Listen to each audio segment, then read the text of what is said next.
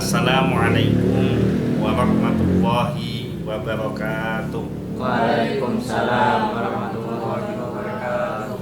Alhamdulillah wassalatu wassalamu ala Rasulillah Sayyidina Muhammad ibni Abdillah wa ala alihi wa sahbihi wa mawalah, amma ba'du. Alhamdulillah, pada siang hari ini kita kembali melanjutkan kajian rutin Kitab Bulughul Maram, masih di dalam Kitab Thaharah, yaitu kitab tentang bersuci, bab yang ke-9, bab tayammum, bab tentang tayammum, hadis yang ke 115. Hadis ini adalah hadis yang terakhir di dalam bab tayammum. Insya Allah kita akan melanjutkan bab yang ke-10 besok, yaitu babul haid, bab tentang haid. Hadis yang ke-115 berbunyi, wa an Ibni Abbasin radhiyallahu anhuma qala, dan dari Ibnu Abbas radhiyallahu anhuma, semoga Allah meridhai keduanya. Kenapa kok radhiyallahu anhuma? Karena anak dan bapaknya sama-sama sahabat Rasulullah atau Nabi. Wa an Ibni Abbas, berarti bapaknya namanya Abbas. Siapa Abbas itu? Abbas itu siapa? Abbas itu saudaranya siapa? Abdullah itu siapa? Ayahnya Nabi. Berarti Sayyid Abbas saudaranya Sayyid Abdullah. Sayyid Abdullah ayahnya Nabi. Berarti Sayyid Abbas itu apanya Nabi? Pamannya Nabi. Nah, kemudian Ibnu Abbas. Nah, Ibnu Abbas yang dimaksud ini siapa? Anaknya Abbas. Siapa namanya anaknya Abbas? Abdullah. Mak bisa Ibnu. Anaknya Abbas adalah Abdullah. Jadi saudaranya Abbas namanya Abdullah, yaitu ayahnya Rasulullah. Anaknya Abbas namanya juga Abdullah. Siap Abdullah ini berarti dengan Rasulullah punya hubungan apa? Sepupu. Nah, Sayyid Abdullah bin Abbas atau Ibnu Abbas ini adalah salah satu sahabat yang paling menguasai ilmu Rasulullah. Memang di dalam bidang apa? Ilmu tafsir Al-Quran. Pokoknya kalau semua ulama tafsir, mau kitab tafsir model apa, pasti yang paling sering dijadikan rujukan dari kalangan sahabat adalah Abdullah bin Abbas. Supaya terus mengenal, jadi saya ulang-ulang ini. Qala, beliau berkata. Siapa yang berkata? Abbas. Abdullah bin Abbas. Boleh. Abdullah bin Abbas. Minas sunnati, termasuk dari sunnah, dari bagian sunnah, Allah yusolli, yaitu tidak sholat, ar-rajulu, seorang laki-laki, bit tayammumi, dengan tayammum, illa sholatan wahidatan, kecuali hanya dengan untuk satu sholat saja. Paham maksudnya? Jadi termasuk dalam golongan sunnah Rasulullah SAW, orang yang tidak mengerjakan sholat dengan tayamum kecuali hanya satu sholat saja. Tsumma yatayammamu, kemudian dia bertayamum lagi, lis sholatil ukhra, untuk sholat yang lainnya. Faham? Rawahu Daruqutni, diriwayatkan oleh Ad-Daruqutni bi isnadin dhaifin jiddan, dengan sanad yang sangat lemah. Kita baca syarahnya.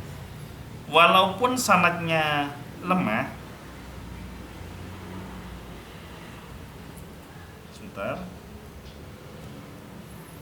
walaupun sanadnya lemah, tapi ada satu athar, ada satu riwayat, ada satu kisah dari sahabat Ibnu Umar. Nah, siapa itu Ibnu Umar? Tadi kan Ibnu Abbas, ini Ibnu Umar. Siapa Ibnu Umar? Anaknya Umar bin Khattab. Namanya siapa? Abdullah juga, Abdullah bin Umar. Nah, Abdullah bin Umar radhiyallahu anhuma, bahwa ia tayammum untuk setiap kali sholat, walaupun ia tidak berhadas. Jadi walaupun hadis yang sebelumnya yang diriwayatkan oleh Ibnu Abbas ini sanadnya sangat-sangat lemah, tapi ada sebuah asar yang menceritakan bahwa Ibnu Umar radhiyallahu anhu itu selalu bertayamum untuk satu sholat walaupun dia tidak berhadas. Hadis riwayat Daruqutni, Al-Baihaqi mengatakan sanad hadis ini sahih. Para sahabat lainnya tidak ada yang menyelisihi hadis Ibnu Umar ini. Jadi walaupun ada hadis yang dhaif, tapi ada riwayat yang menguatkan hadis yang dhaif ini, sehingga hadis ini boleh dipakai. Kita baca syarahnya. Satu tayamum hanya boleh untuk satu sholat saja. Kalau ada sholat kedua dalam satu waktu, maka perlu mengulangi tayamum. Inilah pendapat Imam Syafi'i, Imam Maliki, Imam Hambali dalam pendapatnya yang masyhur. Pendapat ini dibangun dari dasar tayamum itu hanya membolehkan untuk sholat, bukan menghilangkan hadas. Tayamum itu bukan menghilangkan hadas, tapi untuk sholat. Ini pendapat ulama. Karena sudah tidak ketemu alat untuk menghilangkan hadas, yaitu air, sudah masuk waktu sholat, maka ingin sholat, dia boleh menggantinya dengan tayamum. Maka tayamum ini untuk mengerjakan sholat tujuan utamanya.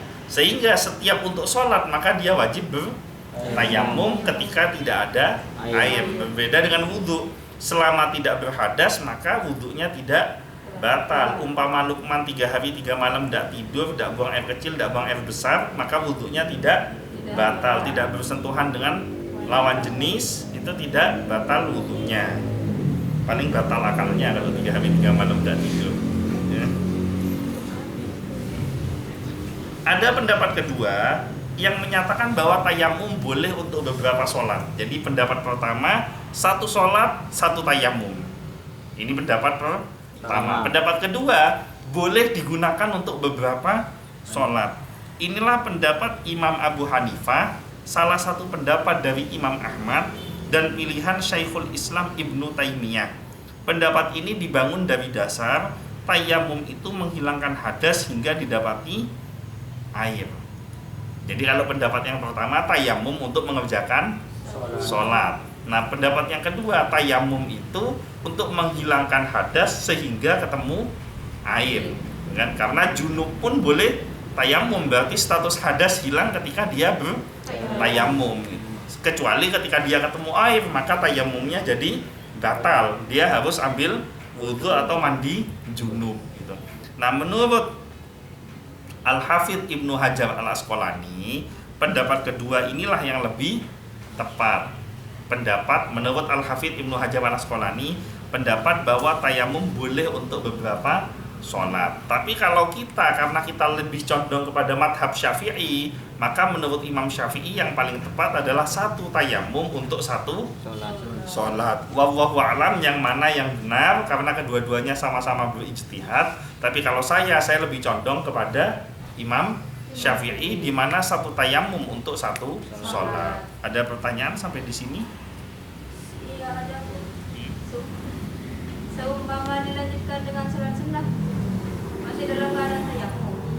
Iya, kalau menurut pendapat yang pertama dia harus tayamum lagi, karena satu tayamum untuk satu sholat. Tapi kalau menurut pendapat kedua, boleh beberapa sholat sampai masuk waktu sholat berikutnya. Nah, yang ada yang sebagian besar pakai pendapat yang kedua. Tapi kalau saya lebih condong ke pendapat yang pertama. Itu wallahu a'lam. Dua-duanya sama-sama benar karena kedua-duanya berijtihad dengan dasar yang tidak keluar dari Quran dan Sunnah. Ada lagi yang lain? Ada. Ya. Apa tayamum itu cuma berfungsi ke sholat aja? Ke ibadah lain tidak? Seperti yang dijelaskan di hadis-hadis sebelumnya, bahwa setiap ibadah yang berkaitan dengan kesucian termasuk membaca Al-Quran, itu tayamum juga punya fungsi untuk itu. Misalkan kamu mau membaca Al-Quran, kan memegang mushaf Al-Quran itu harus dalam keadaan berwudu, harus dalam keadaan suci. Apa dalilnya? La yamassuhu illal mutahharun. Tidak boleh orang megang Al-Quran kecuali dalam keadaan suci. Maka ketika kamu mau baca Al-Quran dan tidak ditemukan air di situ, kamu bisa bertayamum. Jelas ya? Ada lagi yang lain? Sudah? Mudah-mudahan kita semuanya diberikan kesehatan dan keselamatan, diberikan panjang umur, rizki yang barokah, keselamatan dunia dan akhirat, mendapatkan syafaat dari Nabi Muhammad SAW. Al-Fatihah.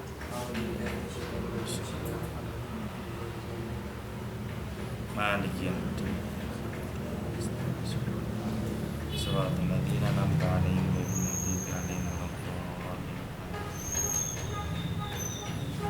Insya Allah besok kita akan melanjutkan kajian bab tentang haid. Mudah-mudahan semuanya panjang umur, diberikan kesempatan untuk mengikuti kajian yang akan datang, yaitu esok hari. Sekian, kurang lebihnya mohon maaf. Wallahu muwaffiq ila aqwamit thoriq wa billahi taufiq wal hidayah. Wassalamualaikum warahmatullahi wabarakatuh.